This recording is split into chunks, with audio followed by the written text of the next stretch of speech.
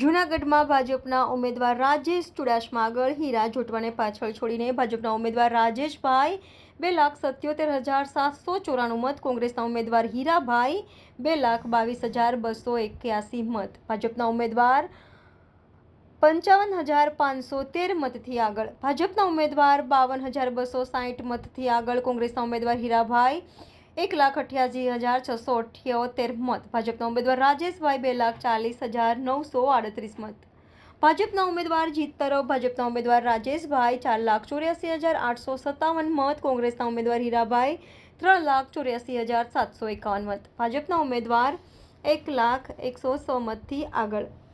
જૂનાગઢ લોકસભા બેઠક પર મતદારો દ્વારા 7 મેના રોજ 11 ઉમેદવારોની ભાવિ ઈવીએમમાં કેદ કર્યું હતું, જેઓના ભાવિનો આજે ફેસલો થશે. જૂનાગઢમાં સાંસદ કોણ બનશે તે બપોર સુધીમાં નક્કી થઈ જશે.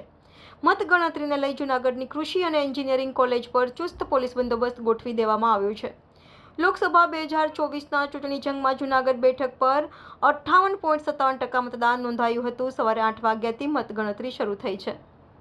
જૂનાગઢ ચૂંટણી પરિણામ. જૂનાગઢ બેઠક પર ભાજપના ઉમેદવાર જીત તરફ રાજેશ ચુડાસમા 1 લાખથી વધુ મતથી આગળ. કોંગ્રેસ ઉમેદવાર હીરાભાઈ જોટવાને હરાવી રાજેશ ચુડાસમાએ મેળવી 99,000ની લીડથી શાનદાર જીત. ગુજરાતમાં ભાજપે બીજી બેઠક પર મેળવ્યો વિજય. જૂનાગઢનો ગઢ ભાજપના નામે રહ્યો. કોંગ્રેસ ઉમેદવાર હીરાભાઈ જોટવાને કારમી હાર આપી રાજેશ ચુડાસમાએ 99,000 વધુ મતોથી શાનદાર જીત મેળવી. Diu mirror news Junagadh. નમસ્કાર મિત્રો, હું ફિરોઝ ઈરાની આજે તમને એક નવી વાત કરવા આવ્યો છું.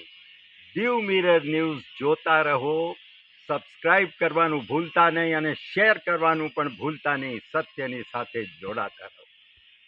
નમસ્તે મિત્રો, હું છું ચાંદની પરમાર. આપની મનપસંદ ચેનલ એટલે કે દીવ મિરર ન્યૂઝ ચેનલને લાઈક કરો, શેર કરો અને ફોલો કરો.